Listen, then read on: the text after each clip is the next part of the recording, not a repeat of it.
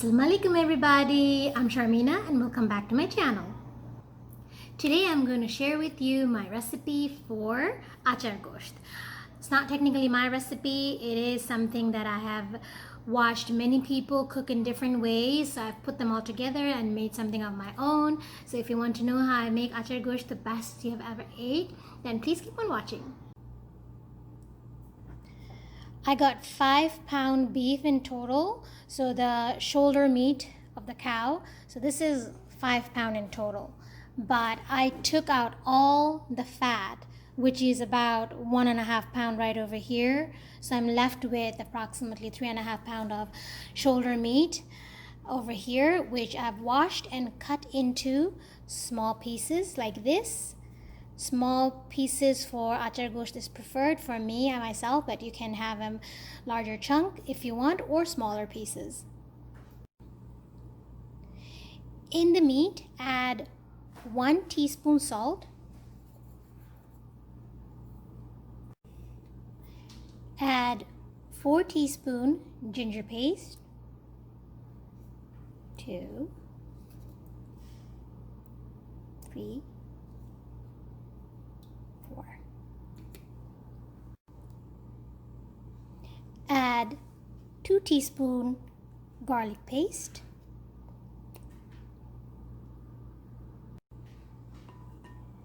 add half a cup vinegar. I'm just adding here regular white vinegar.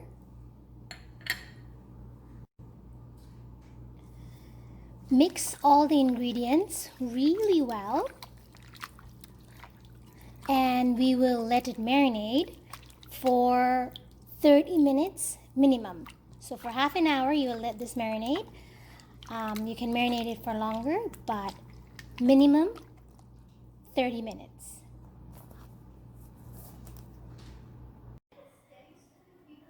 On a warm pot on the stove top, add half cup mustard oil,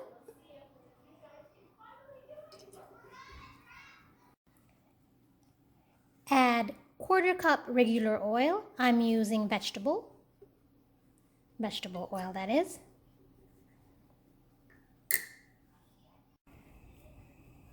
Put the heat on high and add 4 cardamom,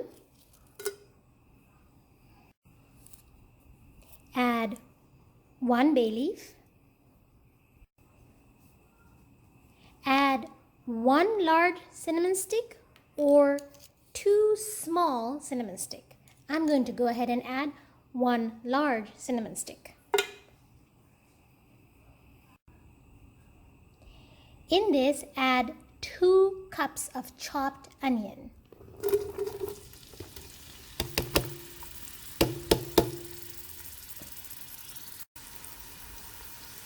Stir everything together and cook for 2 to 3 minutes, just as the onion starts to get translucent.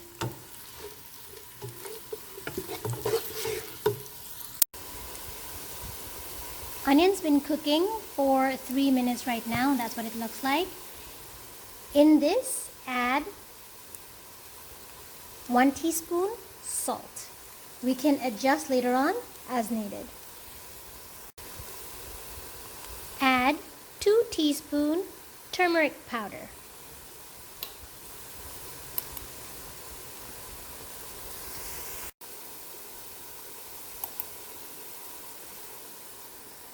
Half a teaspoon red chili powder. My red chili powder is extremely spicy. That's why I'm putting only half a teaspoon, but depending on how spicy you like it and how spicy your red pepper powder is, I'm going to add half a teaspoon only.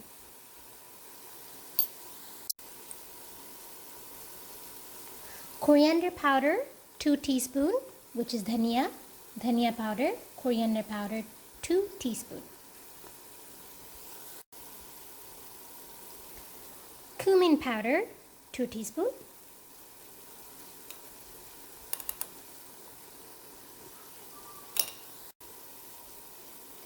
Put the heat on medium and stir up all the spices together with the onion and oil. Cook it for just a minute.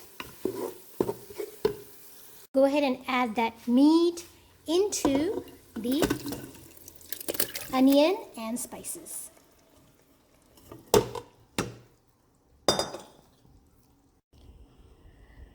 Stir everything together, and this is what it will look like.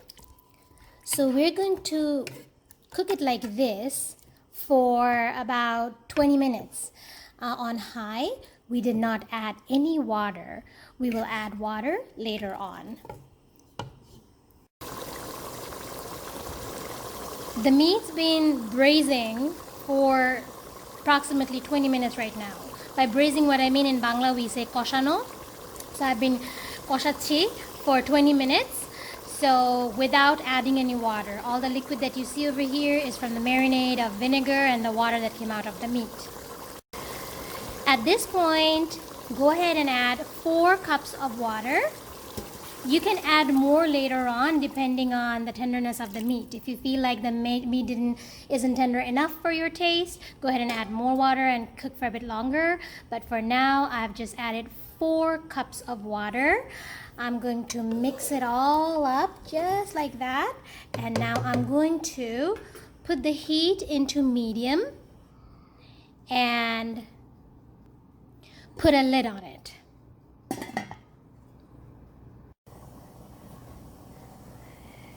Meat's been cooking for 15 minutes right now. At this point, I'm going to give it a bit of stir to make sure nothing is getting stuck in the bottom of the pot. So it's been cooking in medium heat all this time, but now I'm going to put the heat on high and put the lid back on. But please keep an eye on it because you don't want the meat to get stuck in the bottom of your pot. So every 5 to 10 minutes, give it a check, reduce or increase the heat depending on, how much more you want to cook it or how much more you want the water to dry. Just, use your judgment. Meat's been cooking for another 20 minutes at this point on high with the lid on. Now I'm going to give it a stir and check the salt, seasoning basically. So I'm going to taste it. Good, but I feel like we should add a little bit more salt. So I'm going to just add half a teaspoon more salt and then stir it back up. And now I'm not going to put the lid back on. I'm going to leave it open, but I'm going to reduce the heat to medium high, in between medium and high. And leave it alone for another 5 minutes, and I'm going to taste it again to see if the seasoning is good. If not, I'll add more. If it is, then we're good to go. The meat is perfectly cooked. It's perfectly tender at this point. So now I'm going to add 3 of these red dry chilies, shukna morich. 3 of them. So see, I didn't cut them, I didn't open them, so they're intact. I'm just going to pop them in here and not touch it. Now we're going to go ahead and add some whole garlic. If you want exact measurement, it would be about 2 to 3 tablespoons. So over here I have 2.5 tablespoons of garlic if I had used a tablespoon, but otherwise it's 5 cloves of garlic. Just pop them in the Achar Gosht. Now go ahead and give it a stir very gently. Try not to break the garlic and the whole red chili pepper. This is the point at when you decide if you like the tenderness of the meat, if you like how much gravy is still left in there. I like to leave a little bit of extra gravy because my husband does not like to eat dry food, so he needs extra gravy. So I usually leave a little bit, but I am still going to leave this over here for about 5 more minutes. What I'm about to show you is one of the most important part of this Achar Gosht is the achar. Now, depending on what kind of achar you use, pickle you use, the taste of the achar gosht will depend on that. I've been using this national mango pickle in oil for ever since I've started cooking, about 15 years. And I have never cooked my achar gosht with any other pickle. This is the only pickle I've used. By all means, use whatever mango pickle you have, but I'm not going to guarantee that the taste is going to be just the way I have it, because mine tastes awesome.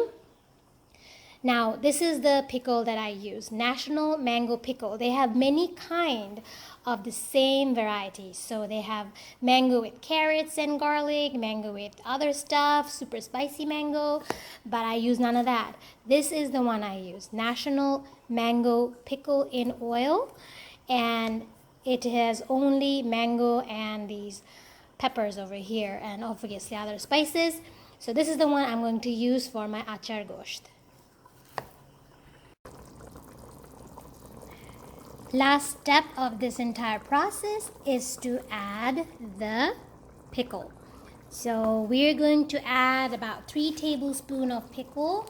You can either measure it like that, or you can take a piece like this and just pop them in there. So I'm going to do a piece like that. I'm going to take a bunch of masalas with the mango and just 1 more tablespoon. 3 tablespoons. So just remember, this is something you do right towards the end. Once you have added the pickle, try not to leave it on the stovetop for too long. Give it a very gentle stir.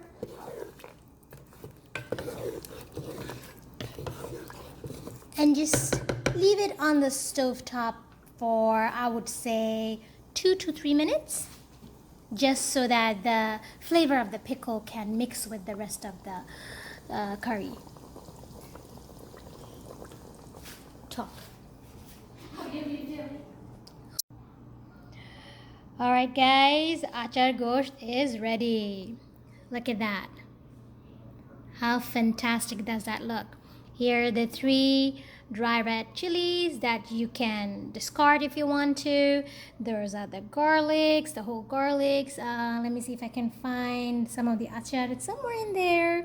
And here's the gosht, and it is looking absolutely lovely. I'm going to try a little bit for you guys, but I'm going to have this with just regular old white rice, shada bhat. You can have it with parathas, with naan, with Pulau, with shada bhat, rice, however you'd like, but I prefer my achar gosht with just regular old shada bhat, white rice. That's what I'm going to do. But before I do that, I'm going to go ahead and give it a try and show you guys how nice and tender and juicy this meat has turned out to be.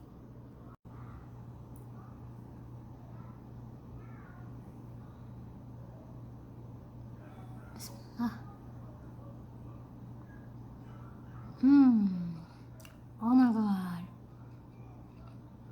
So good. I can't wait to eat this with my shada bhat, white rice. Please, please, please guys, do give this a try because you are going to love it.